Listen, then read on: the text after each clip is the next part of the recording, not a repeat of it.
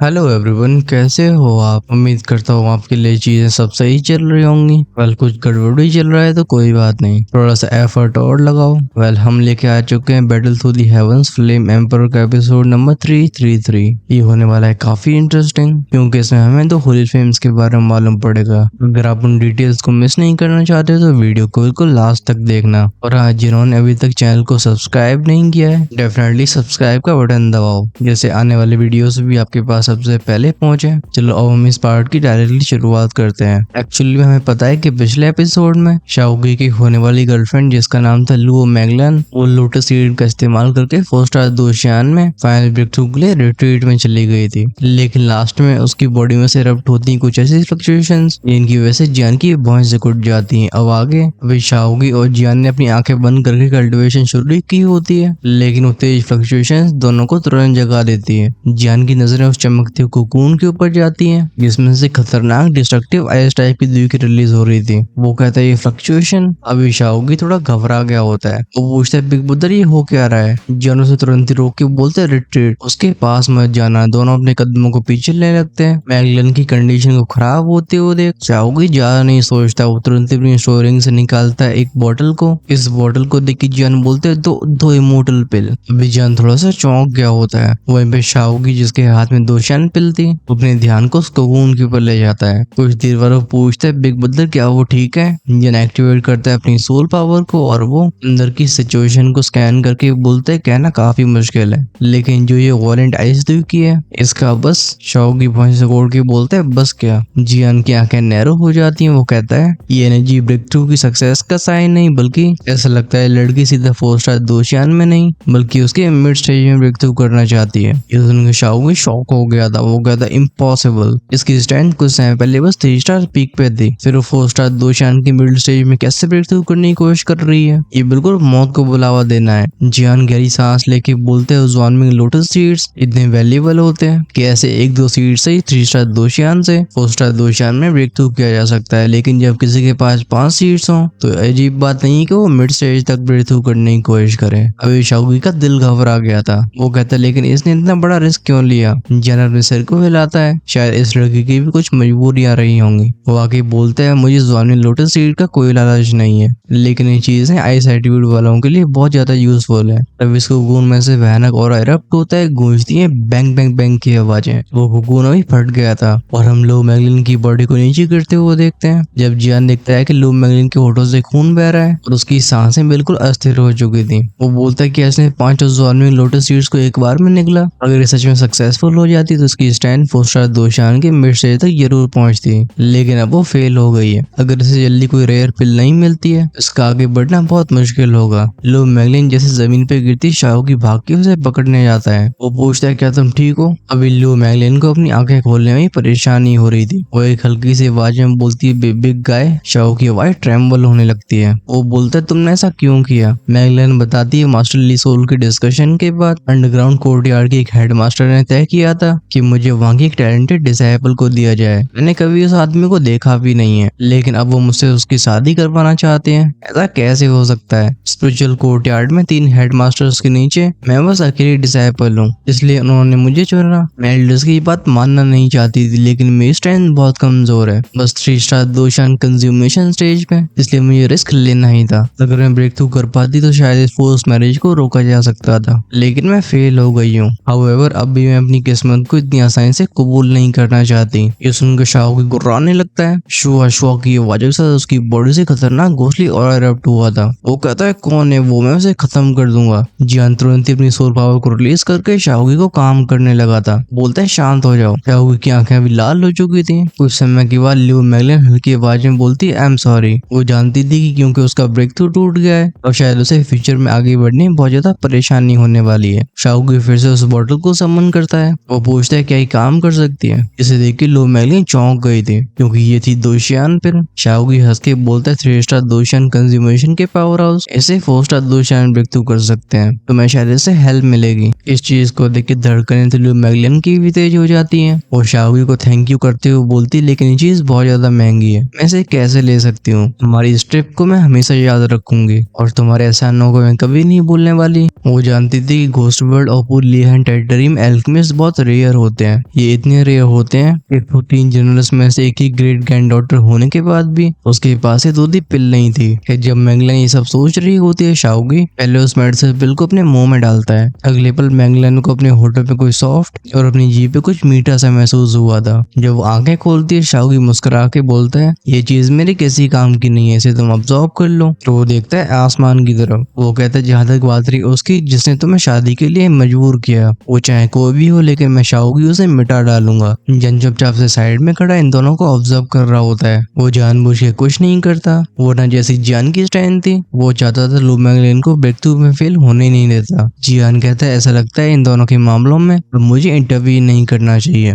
अगर जियान मूव करता तो फिर शाओगी के हिस्से में कुछ बचने नहीं वाला था। शाओगी की खैर ऐसी हरकतों को देख लू मैगलन एकदम स्टंट रह गई होती है और फिर उंगली उठा के बोलती तो तुम। लू मैगलन हमेशा स्पेशल एकेडमी की एक प्रिंसेस रही थी, उसे सब लोग बहुत प्यार से ट्रीट करते थे, लेकिन आज तक उसने किसी भी ऐसे व्यक्ति को नहीं देखा जो इस लेवल की मेडिसिन और ट्रायल्स को लेके अपने मन में लालच न रखे, और ना ही उसके लिए कोई इतना जेन्युइनली सोचता था। अभी मैगलन के एक्सप्रेशंस काफी कॉम्प्लेक्स हो गए थे और उसका दिल भी मेल्ट होने लगा था। शाओगी को जैसे अपनी चाचू की दोशान बिल की कोई चिंता ना हो, वो स्माइल के साथ बोलते से जल्दी अब्सॉर्ब करो, क्योंकि तुम जॉनविंग लोटस सीड्स को पहले निगल चुकी हो। वो पावर तुम्हारी ओरिजिन को डैमेज कर रही होगी। अच्छी बात है कि इस मेडिसिन बिल की एनर्जी बहुत रिच है, ये तुम्हारी वाइटलिटी को रिकवर करने में हेल्प करेगी और तुम 4 स्टार दोशान में ब्रेक थ्रू कर पाओगी। इसी पर लू मैगलन के मुंह के अंदर जो दोशान पिल होती है वो धीरे से अपनी प्योर एनर्जी को रिलीज करती है। ये मैगलन की बॉडी की हर एक हिस्से में बहने लगी थी। ऐसी मैजिस्टिक एनर्जी लू मैगलन को कमजोर नहीं होने देती, उसका ऑरा धीरे धीरे रिकवर होने लगता है। हम अचानक से इस लड़की की आंखों को नम होते हुए देखते हैं। थोड़ी देर बाद शाओगी धीरे से लू मैगलन को जमीन पे बैठा देता है और मैगलन शुरू कर देती दोशान पिल को अब्सॉर्ब करना। अब सब कुछ नॉर्मल सा हो गया था, जैसे 4 स्टार दोशान ब्रेक थ्रू करना बस कुछ समय की बात रह गई हो। खैर ये सब होने के बाद शाओगी जियान के पास जाता है, अपनी खोपड़ी को खुजाते हुए बोलता है, बिग ब्रदर मेरी दोशान पिल। जियान हंस के बोलते वो पिल तुम्हारी ही थी और उसके ऊपर तुम्हारा पूरा अधिकार है। ही लेकिन इसका इफेक्ट भी काफी अच्छा हुआ है। वो अपने सोल परसेप्शन से लगातार मैगलन के अंदर हो रहे सटल ट्रांसमिशंस को और ध्यान से नोटिस कर रहा था। शाओगी थोड़ी देर बाद जियान के कान में बोलता है, बिग ब्रदर जिसने इसको फोर्सफुली शादी के लिए मजबूर किया है वो भी अंडरग्राउंड कोर्टयार्ड में ही है। अगर मेरा उसे सामना होता है तो मैं उसे बख्शने नहीं वाला। जियान के एक्सप्रेशन सुन के सीरियस हो जाते हैं। वो बताता है चाहे कुछ भी हो जाए लेकिन तुम्हें अपनी क्लैन पावर को शो नहीं करना है। अरे इतनी चिंता भी मत करो, तुम्हारा बिग ब्रदर होने की वजह से मैं तुम्हें जस्टिस जरूर दिलाऊंगा। वैसे ही उस बंदे ने भी 5 स्टार दोशान में ब्रेक थ्रू नहीं किया है, उसे हराने के लिए मुझे अपनी पूरी पावर का यूज भी नहीं करना पड़ेगा। जियान को का सेंस हो रहा था कि शाओगी ने उस डीमन सप्रेशन प्रिजन से बहुत कुछ पाया है और अब शायद उसके माता पिता की लेगेसी भी एक्टिवेट हो चुकी है, जो कि कम से कम एक 5 स्टार दो मॉडल की हो सकती है। अगर वो इस पावर को अनलीश करने की कोशिश करता है तो बात साफ थी कि शाओ क्लैन का जो सीक्रेट है वो एक्सपोज हो जाएगा और तब शाओगी नहीं बल्कि जियान के ऊपर भी बहुत बड़ा खतरा होगा। आखिरकार वो अपने भाई को अकेला नहीं छोड़ सकता। वैसे भी अगर जियान भी अपनी फुल पावर का इस्तेमाल करता है तो एक पीक 4 स्टार दोशान को संभालना उसके लिए कोई बड़ी बात नहीं है। उसे क्यूरियोसिटी भी थी कि अगर वो फ्लेम सॉलिंग टेक्निक को अपने बुद्धा फ्यूरी लोटस से इंटीग्रेट कर देता है तो वो शायद एक 5 स्टार दोशान से भी उलझ जाए। तभी वर्ल्ड में अचानक से एक्सप्लोजन हुआ था। जब जियान की नजरें मैगलन के ऊपर जाती है वो हैरान हो गया था। जियान कहता है इस लड़की के अंदर जो आइस एट्रिब्यूट की एनर्जी है वो सच में एक ग्रेट हेवली सीट जैसी लगती है। फिर वो अपनी भाई शाओगी की एनर्जी के बारे में काफी ज्यादा क्यूरियस होता है। वो अभी समझ नहीं पाया था कि शाओगी का ऑरा किस एट्रिब्यूट को बिलोंग करता है। इसी पर लू मैगलन के चारों ओर फैलती एक आइस लेयर और स्पेस क्रैक क्रैक की आवाजों के साथ चढ़कना शुरू हो जाता है। इसी मोमेंट में उस गुफा के ऊपर आसमान में घने काले बादल बनने लगे थे। वैली होती एक 4 स्टार दोशान की ट्रिपुलेशन। अगर वो इस कैलेमिटी को सर्वाइव कर लेती है तो वो ऑफिशियली एक 4 स्टार दो इमोर्टल बन जाएगी। जियान की नजरें भी उस व्हाइट मिस्ट को चीर के जाती हैं सीधा आसमान के ऊपर, जहाँ वो काले बादल सफेद होने लगते हैं और इनके अंदर से फैलती हैं डिस्ट्रक्शन की वेव्स। इन थंडर क्लाउड्स का रंग पूरी तरह से सफेद था, लो मैगलन की आई सी दुखी की तरह। कैरी बादल चर्न होते हैं, इनके हर बार रोल करने पे वो हजारों थंडर बोल्ट्स हल्का सा बादलों से बाहर आया करते थे। यही वो पल होता है जब इस लिंगशन माउंटेन की चोटी पे खड़ा एक सोल बीस्ट अपने भयानक ऑरे को इरप्ट करता है। वो इतनी मुफल्ड बूम बूम की आवाजें, ऐसे टेरिफाइंग प्रेशर की वजह से इमोर्टल रेवोल्यूशन भी अपने आप ही ट्रेम्बल होना शुरू हो जाती है और एंड में जाके वो डिस्पर्स हो गई थी।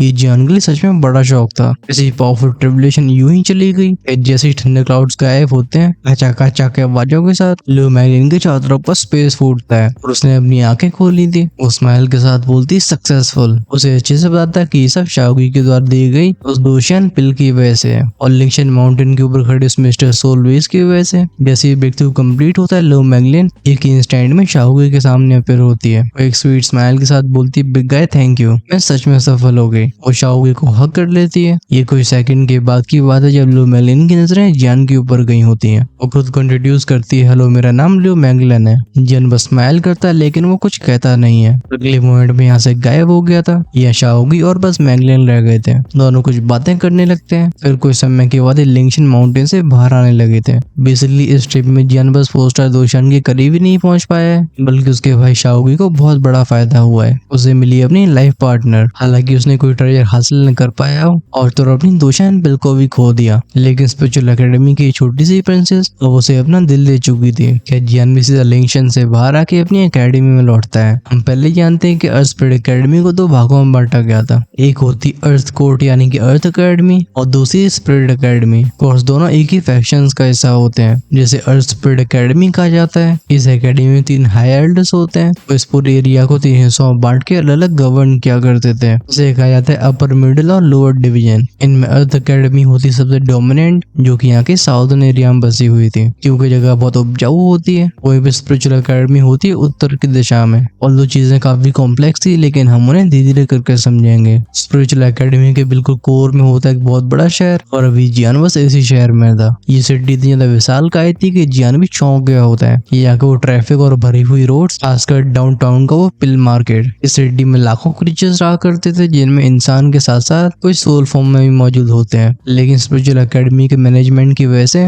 यह माहौल काफी शांत होता है। जियान जैसे ही अपने रेजिडेंट में लौटा था, वो अपने हेडमास्टर को ढूंढने की कोशिश करता है, लेकिन उसे एक सीनियर ब्रदर बताता है कि ढीला अब तक लौटे नहीं है। ये सुनकर जियान नोट करता है। वो फैसला लेता है थोड़ा सा वॉक पे जाने का। जियान को समय रेजिडेंट यानी कि घर दिया गया था, वो स्पिरिचुअल एकेडमी के सेंटर के किनारे पे होता है, और बिना हेडमास्टर की परमिशन के कोई नया डिसाइपल सीधा कोर्टयार्ड में नहीं आ सकता था। ये कुछ समय के बाद की बात है जब जियान एक प्यार शोंगलू नाम की बिल्डिंग के सामने खड़ा होता है। वो कहता है टी हाउस, हाँ ये सही रहेगा। इस नई जगह पे आने का तो उसका पहला काम था जानकारी इकट्ठी करना। खासकर टी हाउस और खाने पीने की जगहों पे लोग बार बार आया करते थे, और यहाँ बातें भी काफी जल्दी फैलती हैं। जियान अपनी अल्केमिस्ट आइडेंटिटी को छिपा के चुपचाप इस टी हाउस के अंदर चला जाता है। वो जस्ट एक टेबल के सामने बैठा ही था, तभी पीछे बैठा एक बंदा अपनी भारी आवाज में कहता है, अरे क्या तुम्हें कुछ पता है? इस टेबल की दूसरी तरफ बैठा होता है एक मोटा सा व्यक्ति और 2 पढ़ाकू टाइप के बंदे। वो मोटा वाला बंदा बोलता है, क्या बात है? इसका जवाब देते हुए पहला बंदा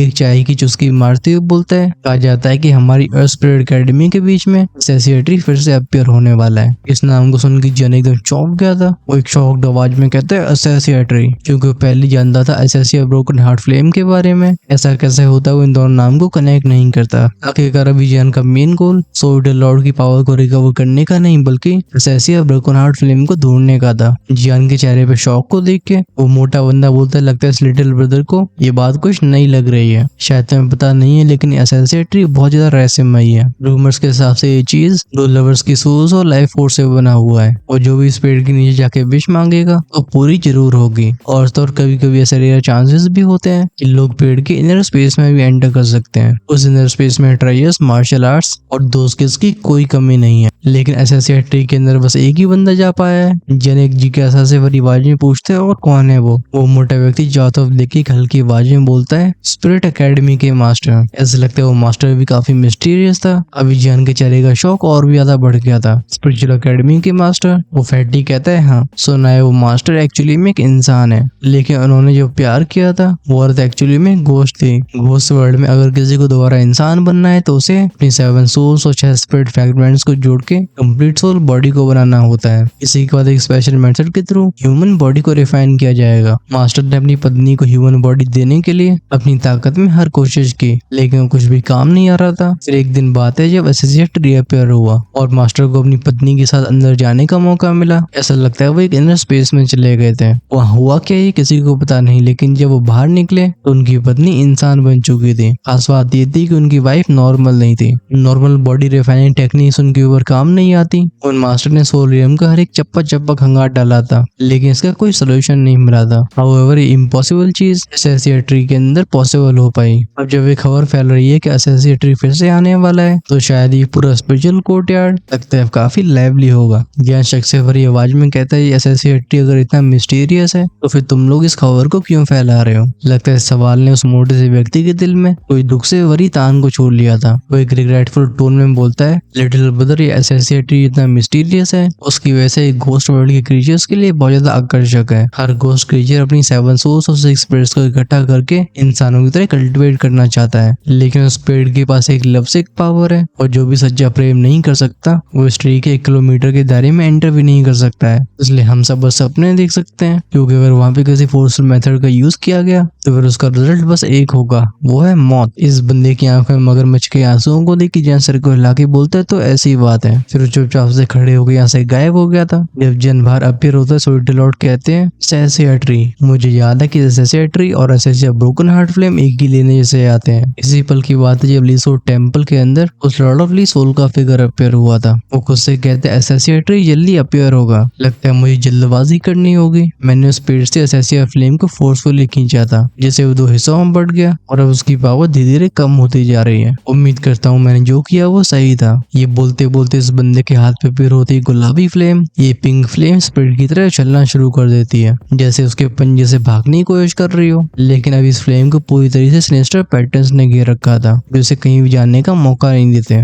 जन जैसे अपने रेस्टोरेंट में वापस लौट आता, शाओगी भी सही सलामत लौट आता है। अभी उसके चेहरे पे स्माइल होती है, जैसे वो कोई बड़ा काम करके आया हो। फिर कुछ समय तक हालचाल पूछने के बाद जियान ध्यान देता है शाओगी के उन जख्मों के ऊपर जिन्हें फिलहाल वो मैंगलिन कुछ समय के लिए सप्रेस कर चुकी थी। शाओगी और मैंगलिन ने एक दूसरे से कुछ दिनों का मिलने का तय किया होता है, जैसे बची हुई परेशानी को भी खत्म किया जा सके। इसलिए जियान ज्यादा पिस फेस को ट्राई नहीं करता, वो सीधा उसे आराम करने के लिए बोलता है। सीन चेंज होता है, वो टाइम होता है जब सूरज आसमान में बिल्कुल ऊपर पहुंच चुका था। इसी मोमेंट में स्पेशल एकेडमी की कुछ जगहों पे फिर चौंका देने वाली घटनाएं हो रही होती हैं। अर्थ स्पिरिट एकेडमी का कोर्टयार्ड बिल्कुल साउथ की बाउंड्री में मौजूद होता है। ये बेसिकली अर्थ कोर्ट की जगह थी, एक विशालकाय माउंटेन रेंज जहाँ हेवन और अर्थ की एनर्जी काफी ज्यादा टेंस होती है। हम एक शांति से भरी जगह पे फोकस करते हैं जहाँ पे डी लाओ का फिगर फेस को डिस्टॉर्ट करके अपीयर हुआ था। यह पहले से रिफाइंड सा दिखने वाला बंदा खड़ा होता है। वो हल्का सा स्माइल के साथ बोलता है, डी लाओ, तो ऐसी कौन सी हवा है जो आपको यहाँ पे लेके आ गई?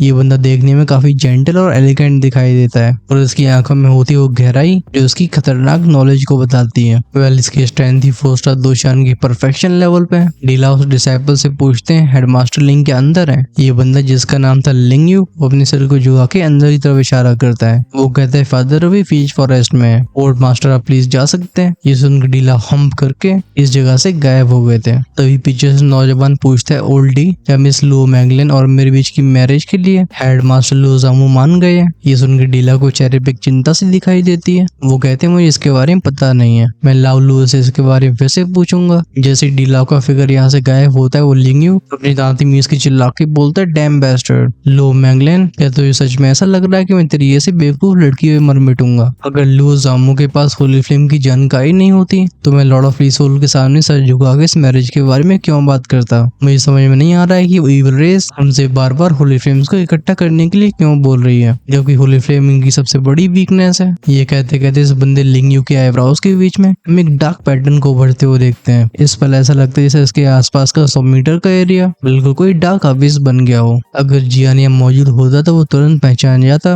कि वही इविल मार्किंग की पावर है जो इविल रेस इंसानों को देती है। ये बेसिकली ह्यूमन रेस को धोखा देने के बराबर है। ऑफ कोर्स कोई नहीं जानता था कि लिंग जैसे टैलेंटेड डिसाइपल के पास ऐसी चीज कहाँ से आई। हम फोकस ले जाते हैं पीच फॉरेस्ट के अंदर, जहाँ एक एलिगेंट पवेलियन के अंदर तो बुड्ढे बैठे होते हैं। ये चेस खेल रहे थे। बेसिकली ने बुड्ढे कहना गलत हुआ क्योंकि इनकी एज मिडिल एज की होती है। इनके बाल चमकदार थे, खासकर इनका ऑरा इतना ज्यादा मैजेस्टिक होता है, इनके सामने हवा भी तेज बहने की हिम्मत नहीं करती। डी लाओ का फिगर भी यहाँ पे अपीयर हुआ था। वो हाथ कब करके बोलते हैं, मास्टर लिंग, मास्टर आए। ये सुन के हेड मास्टर लिंग चेस पे अपने हाथ को रोक के बोलते हैं, तो कहो इस बार क्या बात है? वो डी लाओ हल्की आवाज में बोलते हैं, अस्पर एकेडमी के बीच में फिर से एसेसिया ट्री अपीयर होने वाला है। जब बात होती है एसेसिया ट्री की तो हेड मास्टर लिंग अचानक से अपनी आंखें नैरो कर लेता है। पास में बैठा वो हेड मास्टर आए भी बोलता है, एसेसिया ट्री ये वही डिवाइन ट्री है, सुना है हमारी एकेडमी के मास्टर ने इसके बेनिफिट्स को सबसे पहले खोजा था। पहले दोनों हेड मास्टर्स थे जो अपने अपने एकेडमीज के सारे इंपॉर्टेंट डिसीजंस लिया करते थे। इन्हें बेसिकली हेड और वाइस हेड कहा जा सकता है, जो अक्सर दुनिया में बाहर दिखाई नहीं देते। ऑफ कोर्स ऐसा तब तक होता जब तक एकेडमी के ऊपर कोई बड़ा खतरा ना आ जाए। लेकिन एक बात तो साफ थी कि दोनों हेड मास्टर्स की एकेडमी में एब्सोल्यूट अथॉरिटी होती है। वो हेड मास्टर हेडमास्टर लिंग बोलता है तो अर्थ स्पिरिट घोस्ट तुम सीधा मेन टॉपिक पे आओ। डी लाओ जिन्हें हम जानते हैं ओल्ड घोस्ट के नाम से, जो कि जियान को इस अकेडमी में लेके आए थे, वो कहते हैं मैं इस बार यहाँ पे इसलिए आया हूँ क्योंकि मैं चाहता हूँ कि अपने डिसाइपल्स को थोड़ा रेस्ट्रेन करें। इस बार वो एसेसिएट्री हमारी स्पिरिट अकेडमी के लिए छोड़ दिया जाए। ये सुन के उस हेडमास्टर लिंग के चेहरे पे हल्की सी मुस्कान आ जाती है, लेकिन जस्ट अपोजिट बैठा वो हेडमास्टर आए अपनी कोल्ड आवाज में कहता है तुम्हारी बात कोई ठीक नहीं लगती। ओल्ड घोस्ट एक हैवी ट्रेजर है, ये उसी के हाथ में आएगा जिनके पास एबिलिटी हो। इस बंदे के मुंह से शब्द भारी आए होते हैं, एक बूम की साउंड के साथ टेरिफाइंग ऑरा डीलाओ के बॉडी से इरप्ट हुआ था, जो कि इस पूरी फॉरेस्ट को झकझोर के रख देता है। सारे बड़े बड़े पेड़ कांपने लगते हैं। इस प्रेशर को सेंस करके वो हेडमास्टर आज कांपती हुई आवाज में बोलता है 7 स्टार दोशियान समखना। वो हेडमास्टर लिंग भी अपनी आंखें नैरो करके बोलता है कोई बात नहीं, एसेसिएट्री इस बार स्पिरिट कोर्टयार्ड को सौंप दिया जाएगा। हम अपने डिसाइपल्स को रोकेंगे, लेकिन जो सेक्ट हमारी प्रोटेक्शन में वो क्या करेंगे हम इसका कोई वादा नहीं कर सकते। लगता है डीलाओ का बस इतना ही लक्ष्य था। वो अपने ऑरे को वापस लेके बोलते हैं अगर ऐसा है तो हेडमास्टर लिंग आपको थैंक यू। इसी के साथ उनका फिगर यहाँ से गायब हो गया था। पीछे रह गए दोनों में से वो हेडमास्टर आई थरथराते हुए बोलता है मास्टर लिंग इस अर्थ स्पिरिट घोस्ट की स्ट्रेंथ अब 7 स्टार दोशान तक पहुंच चुकी है। वो हेडमास्टर लिंग बोलता है वो ओल्ड घोस्ट और लुओ जामो के बीच में काफी गहरी दोस्ती है और उसकी ओरिजिन भी काफी मिस्टीरियस है। हमें उसे टकराने से पहले कई बार सोचना होगा और हमारे कोर्टयार्ड में हाल ही में काफी रिसोर्सेज इकट्ठे हुए हैं, इसलिए चलो कुछ चीजें स्पिरिट कोर्टयार्ड के लिए छोड़ देते हैं। जो डिसाइपल्स को इन्फॉर्म करो कि अगर कोई एसेसिएट्री के मामलों में इंटरफेयर करता है तो उसे एकेडमी के रूल्स के हिसाब से पनिश किया जाएगा। जब दिन की वो जलती हुई धूप खत्म होती है और इस अर्थ स्पिरिट एकेडमी के ऊपर और रात की ठंडी छाया आती है, हमें सीन दिखाया जाता है लुओ जामो के रेजिडेंट का। इस रात के अंधेरे में एक शैडोई फिगर चुपचाप से एक घर की तरफ आगे बढ़ रहा होता है, मानो किसी से बचने की कोशिश कर रहा हो। ये शैडोई फिगर और कोई नहीं बल्कि ल्यू मैगलन होती है, जिसकी आंखों में वो चालाक रोशनी चमक रही थी। वो कहती है बढ़िया हुआ ओल्ड एंसेस्टर लू अभी घर पे नहीं है, लेकिन बेचारी लू मैगलन को पता नहीं था कि उसके सपने अभी टूटने वाले हैं। कुछ ही देर में एक आवाज आती मैगलन तुम इतनी देर से वापस क्यों आ रही हो। इस जेंटल लेकिन अथॉरिटी से भरी आवाज को सुन के लू मैगलन का चेहरा टेंशन से भर जाता है। वो अपनी स्पीड को बढ़ाते हुए बोलती है गई भैंस पानी में, क्या इससे पहले यहाँ से गायब हो पाती। एक कोल्ड स्नॉट यानी कि हम का साउंड सामने के स्पेस को फोड़ता है और इसमें से निकलता है एक बड़ा सा हाथ जो उस लड़की को अपने अंदर खींच लेता है। वो आवाज कहती ट्रबल मेकर इधर आ। उस स्टोन टेबल के सामने बैठे हुए थे लुओ जामो और अभी सामने खड़ी मैगलन का मुंह फुला हुआ था। वो कहती एंसेस्टर लुओ इतनी रात को आपने मुझे क्यों बुलाया। उसकी बड़ी बड़ी आंखें चारों तरफ देखती हैं जैसे यहाँ से भागने का प्लानिंग कर रही हो। वो कहती है रात काली है और हवा ठंडी है, एंसेस्टर आपको तो अपना सेहत का ध्यान रखना चाहिए। चलो मैं आपके लिए एक गर्म चादर लेके आती हूँ। अभी लगता है उसके ग्रेट ग्रैंडफादर को उसके बारे में कुछ सेंस होता है। लुओ जामो एक क्यूरियोसिटी से भरी आवाज में कहते हैं ओह तुम्हारी स्ट्रेंथ। मैगलन धीरे से बोलती लिंगशैन में मुझे कुछ कीमती मिला था जिसकी वजह से फाइनली 4 स्टार दोशान में ब्रेक थ्रू कर पाई हूँ। ये सुन के लुओ जामो के चेहरे पे मुस्कान की चमकान आती है। वो सेटिस्फेक्शन के साथ बोलते हैं 4 स्टार दोशान बहुत बढ़िया। चलो छोड़ो ये सब, तुमने ये सब फोर्स मेरे से बचने के लिए किया है राइट। अगर तुम नहीं चाहती तो साफ मना कर दो, तुम्हें छिपने की क्या जरूरत है। अपने ग्रेट ग्रैंडफादर की बात को सुन के मैगलन एकदम स्टंड हो गई होती है। आखिरकार उस लिंगयू और उसके फादर हेडमास्टर लिंग ने लुओ जामो की और मैरिज का दबाव डाला था, जिसके सपोर्ट में लॉर्ड लीसोल भी आ गए। लेकिन अब उसके एंसेस्टर लो का रिएक्शन कुछ अलग ही बता रहा है। लुओ जामो उसके एक्सप्रेशन को देख के बोलते हैं क्या हुआ। मैगलन अपने सिर को हिला के बोलती है एंसेस्टर थैंक यू, बट क्या मैं इस मैरिज को रिजेक्ट करने की वजह से आपको इससे परेशानी नहीं होने वाली। लुओ जामो कहते हैं हाँ थोड़ी परेशानी तो है लेकिन डरने की जरूरत नहीं है, मैं और ओल्ड घोस्ट तुम्हें प्रोटेक्ट करेंगे। अगर उस हेडमास्टर लिंग को तब भी कोई परेशानी है तो फिर हम उसे आखिरी तरीके से सेटल करेंगे। एंसेस्टर की बात को सुन के मैगलन हो जाती एकदम खुश। उसे अपने असली माता पिता का प्यार नहीं मिला था, लेकिन एंसेस्टर लुओ और ओल्ड घोस्ट हमेशा से उसे प्रोटेक्ट करते थे। लुओ जामो अचानक से अपनी सीट से खड़े होते हैं। वो कहते हैं अब क्योंकि तुम्हारी स्ट्रेंथ 4 स्टार दोशान तक हो चुकी है तो चलो तुम्हें कुछ बातें बतानी चाहिए, आओ मेरे साथ आओ। ये कोर्ट यार्ड के बिल्कुल बीच में जाते हैं। ये देख के मैगलन के चेहरे पे थोड़ा शौक तो दिखाई देता है क्योंकि ये लूकलैंड का एंसेस्ट्रल हॉल था, लेकिन वो चुपचाप से एंसेस्टर का पीछा करती है। लूकलैंड का एंसेस्ट्रल हॉल, इस दरवाजे के ऊपर था एक बड़ा सा बोर्ड जिसके ऊपर लिखे हुए थे 4 शब्द। मैगलन जानती थी कि जगह उसके मेंशन की सबसे मिस्टीरियस जगह है और यह सुरक्षा बहुत खतरनाक होती है, यह किसी को आना अलाउड नहीं है। इस गेट के सामने अपीयर होते ही क्रैकलिंग साउंड के साथ एक खतरनाक बैरियर उभरता है। ये थी एक बहुत पावरफुल प्रोविजन। हाउएवर इसी पर लुओ जामो अपने हाथ को आगे बढ़ा के बोलते हैं born creatures law of all things resolve. उनके हाथ से ग्रे व्हाइट एनर्जी निकली थी और कुछ एंसेस्टर हैंड सीज के साथ उस मेन गेट के अंदर चली जाती है। द सेम टाइम लुओ जामो और मैगलन के फिगर यहाँ से गायब हो चुके चुके होते हैं। जब वे अंदर पहुंचते ही मैगलन की नजर जाती है स्पिरिचुअल टैबलेट के ऊपर। यहाँ पे एक स्पिरिचुअल टैबलेट नहीं बल्कि लंबी लाइन लगी होती है। वो भारी आवाज में बोलती है, एंसेस्टर ये थे ल्यू क्लैन के पावर हाउस जो घोस्ट वर्ल्ड में अपनी जान गंवा चुके थे। लो जामू उन टैबलेट्स की तरफ अपने सर को झुका के बोलते हैं, हमारे ल्यू क्लैन को इस घोस्ट वर्ल्ड में आए कई 100 साल हो चुके हैं। जब मैं पहली बार यहाँ पहुंचा था तब मैं कुछ भी नहीं था, और मेरी कल्टीवेशन का यहाँ तक पहुंचना ये एंसेस्टर्स की वजह से हुआ है मैगलन। लेकिन ये घोस्ट वर्ल्ड हमारा असली घर नहीं है। यहाँ सिर्फ षड्यंत्र रचे जाते हैं और चीजें घोस्ट को फेवर करती हैं। हमें अपने असली घर लौटना होगा। लो मैगलन बोलती है, असली घर? उसके एंसेस्टर बोलते हैं, हाँ असली घर। हमारा असली घर है ह्यूमन वर्ल्ड के स्काई सिल्वर कॉन्टिनेंट में। Sky silver continent? मैगलन के चेहरे पे कंफ्यूजन को देख के